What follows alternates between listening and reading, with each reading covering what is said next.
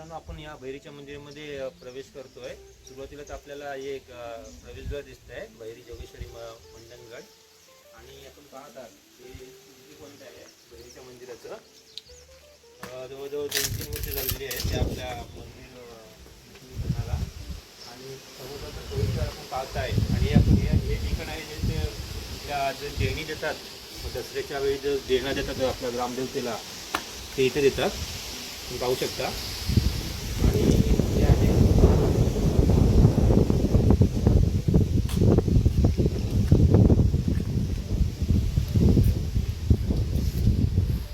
हे पण पाहू शकता आपण ग्रामदेवतेचे एक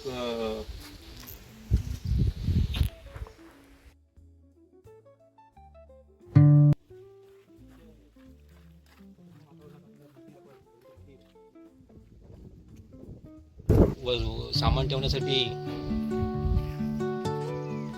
अन्नछत्र निवास असं पाहायला मिळतोय.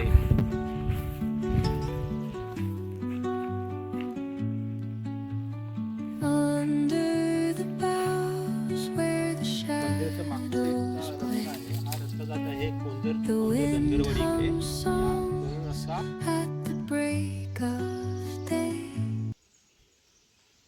इथे कर त्याच्यामध्ये खूप इथे गर्दी असते भाविकांची. आपण पाहू शकता पहिली वेळी इथे लावली जाते. त्यानंतर आपण या मंदिराच्या पाठीमागे आपली मंडणगड ग्रामदेवतेचं सहाना आहे, तिथे मोठी होळी केली जाते.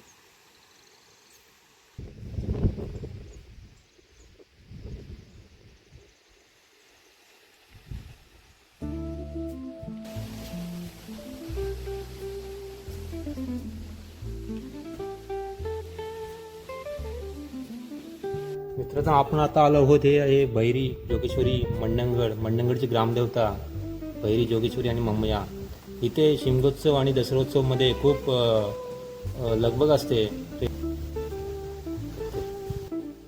मित्रांनो, कोणताही नवस असू द्या, कोणत्याही इच्छापूर्ती असू द्या, या देवासमोर कोणी गाणं घातलेलं ते नक्कीच पूर्ण होतात, अशी याची या जिल्ह्यामध्ये ख्याती आहे. पायवाट बघताय काय शिमगोत्सवमध्ये आपली जी पालखी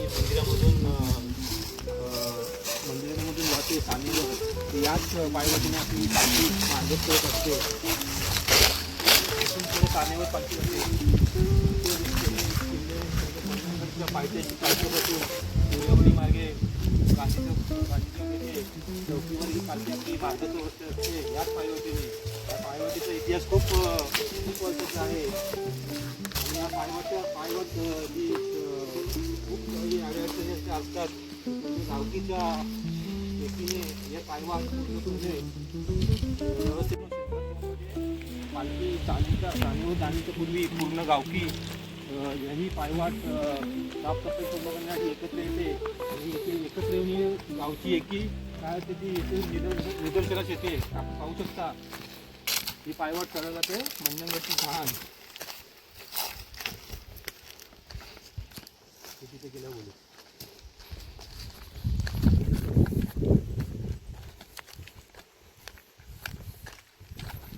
हे पाहताय आपले मंडणगडचे ग्रामदैवत. तिथे मोठा होम पेटवण्यात येतो.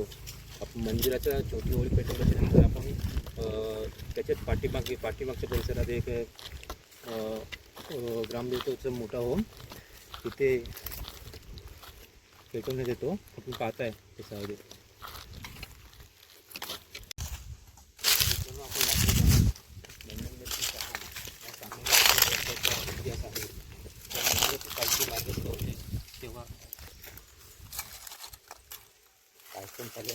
मित्रांनो, ही आपली मंडणगडचे ग्रामदैवत भैरवनाथ यांची सहान आहे. जेव्हा मंदिरातून पालखी मार्गस्थ होते तेव्हा मंदिराच्या मागच्या बाजूला जी आपली सहान आहे, इथे आपली पालखी विराजमान होते. आणि अतिशय उत्साह तिथे केलेच ना. हे ठिकाण पाहतात तिथे भैरी देवाला आपण मानवंदना देण्यासाठी एक समाजाचा एक कार्यक्रम करण्यात येतो. एक ते ठिकाण आपली मंडणगडची ग्रामदेवतेची सहान. खूप वर्षापूर्वीचा याला इतिहास आहे. मुंबई पुणे अशा गावागावातून इथे दर्शनासाठी लोकांची लगबग चालू असते. आणि आपल्या इच्छापूर्ती भैरवनाथ देवाच्या चरणी लीन होण्यासाठी इथे भाविकांची ओढ असते. मित्रांनो, आपली ग्रामदेवतेची पालखी या सानेवरून मार्गस्थ होते आपल्या चौकीकडे जाण्यासाठी. तो कोणत्या मार्गाने मार्गस्थ होते त्याचं आपण थोडक्यात आपण पाहायला टाकत आहोत. त्याची अवस्था काय झालेली आहे. पायवाट जाते मंडणगड किल्ल्याच्या पायथ्यापासून सूर्यवाडी ते उतरून थेट या गांधी चौकीकडे पायवाट विराजमान होते. खूप वर्षापूर्वीचा इतिहास आहे या पायवाटेला. आणि एकत्र गावची एकत्र येऊन या पायवाटेची साफसफाई करण्यात येते.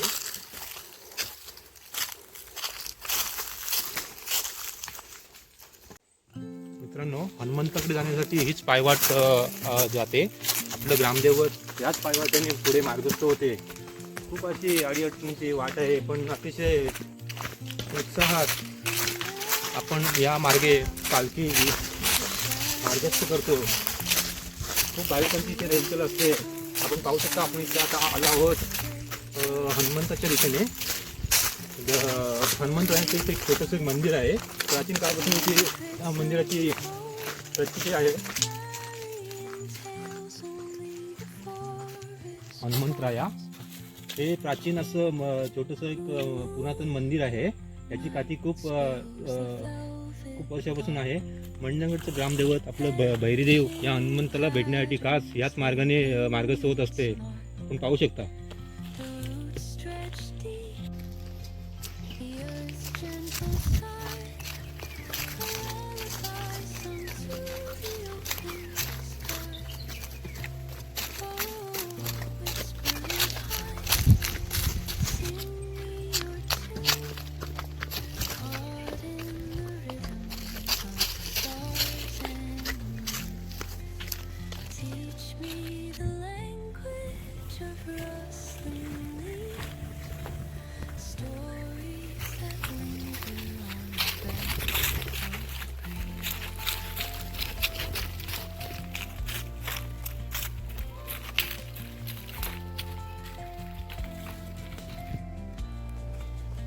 ही पायवाट आहे. ही पायवाट सूर्यवाडीच्या दिशेने जाते आणि आपली ग्रामदेवतेची पालखी याच मार्गाने जात असते. मित्रांनो, आपण हा व्ह्यू पाहू शकता. आपलं मंडणगडचं किल्ले मंडणगडचा हा व्ह्यू आहे. किल्ले मंडणगडच्या पायथ्याशीच ही आपली पायवाट आहे. या पायवाटेनेच आपलं ग्रामदैवत भैरीदेव हे विराजमान होते. मित्रांनो, हाच तो आपला मार्ग आहे जिथून आपली ग्रामदेवतेची पालखी पुढे चौकीच्या दिशेने जात असते. हा अडीअडचणीचा मार्गाने आपलं भैरीदेव कसं जात असतो दरवर्षी आपल्याला अनुभूती येते. आपल्या एक सुदर्शन असतो आणि भक्तांची इथे मंदिर असते. इथे विशेष करून शिमगोत्सवाला मुंबई पुण्यातून असे आपले भाविक येतात. याच पायवाटेने आपली मंदिर ग्रामदेवतेची पालखी पुढे मार्गस्थ होऊन पुढे आपल्या सूर्यवाडी येथील सतीदेव यांच्या भेटीला जाते. आपण पाहू शकता पुढे. मित्रांनो, आपण पाहू शकता ही कुंपण आहे. विशेष करून आपण कोकणामध्ये या कुंपण पाहू शकता. या कुंपणाची सर कुठलेच इथे येणार नाही आहे.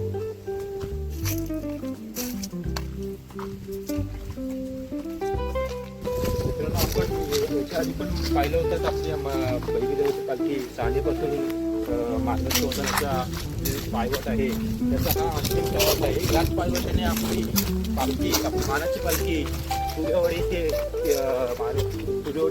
विराजमान होत असते. हाच त्याचा पायवाटेचा एंडिंग पॉईंट आहे. मित्रांनो, आपण पाहू शकतो पुढे आपले सतीदेवाची देवस्थान आहे. खूप जागृत देवस्थान. मित्रांनो, आपलं आहे सूर्यवाडी ग्रामस्थांचं इथे होम दरवर्षीप्रमाणे होम पेटवलं जातं. याचे ठिकाण आहे. खूप ग्रामीणच्या वातावरणामध्ये आपलं होम पेटवण्यात येतं. ही मजा आहे. माझ्या मित्रांनो कोकणातच पाहायला मिळतो. तुमच्याकडे पण असं काही होम वगैरे असेल पेटवत तर कमेंटमध्ये नक्की सांगा. आणि आपण आपल्या वरच्या साईडला आपण हा व्ह्यू पाहू शकतो वरच्याकडून. ज्या होमाच्या दिवशी सर्व सूर्यवाडीतील तरुण वर्ग इथे एकत्र येऊन क्रिकेट खेळण्याचा नजराणा इथे पाहायला मिळतो. हेच ते आपलं होमाचं मैदान आहे मित्रांनो. होम पेटवल्याच्या नंतर आपण सगळं तुरेवाडीतील तरुण वर्ग इथे एकत्र येऊन पूर्ण मित्रांनो, क्रिकेटची पंढरी जसं वानखेडे स्टेडियमला म्हटलं जातं तसंच मंडणमधील तुरेवाडीमधील क्रिकेटची पंढरी ही आपल्या होमाचं मैदान याला ओळखलं जातं. हेच ते ठिकाण जिथं लहानांपासून मित्रांनो ते दिसतंय ते आपलं सतीदेवाचं मंदिर आहे. सहानेवरून जी पालखी विराजमान होते ती या सतीदेवाला भेटण्यासाठी खास इथे आकर्षण असते. तुरेवाडीतील होमाला 5 प्रदक्षिणा करून पालखी आपली पुढे प्रदक्षिणा होते की आपले सतीदेवाला मानवंदन करण्यासाठी. हेच ते ठिकाण आपलं सतीदेवाचं जागृत देवस्थान आहे. मित्रांनो, हे आहे आपलं मंडणगडमधील तुरेवाडी येथे असणारे सतीदेवाचं जागृत देवस्थान. इथे आपली ग्रामदेवतेची पालखी म्हणजे बैरी जोगेश्वरी आपल्या या सतीदेवाला सतीदेवाची भेट देण्यासाठी एक विलक्षणीय भावनिक क्षण असतो या ठिकाणी. तुम्ही पाहू शकता किती सुंदर गोड नजराणा आहे या सतीदेवाचा. वाड वडिलांपासून चालू असलेली ही प्रथा आज आपण पाळत आहोत. आनंद वाटत आहे या सतीदेवाचं दर्शन घेऊन.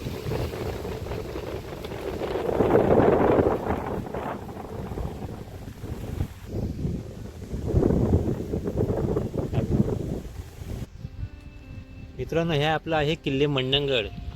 या तुरेवाडीच्या पायथ्याशी असणारं एक सुशोभनीय प्रेक्षणीय स्थळ आहे. इथे मागे गणेशोत्सवाला खूप अशी गर्दी असते. इथे एक उत्सव साजरा केला जातो आणि आपल्या इथून एक पायवाट जाते किल्ल्यावर जाण्यासाठी.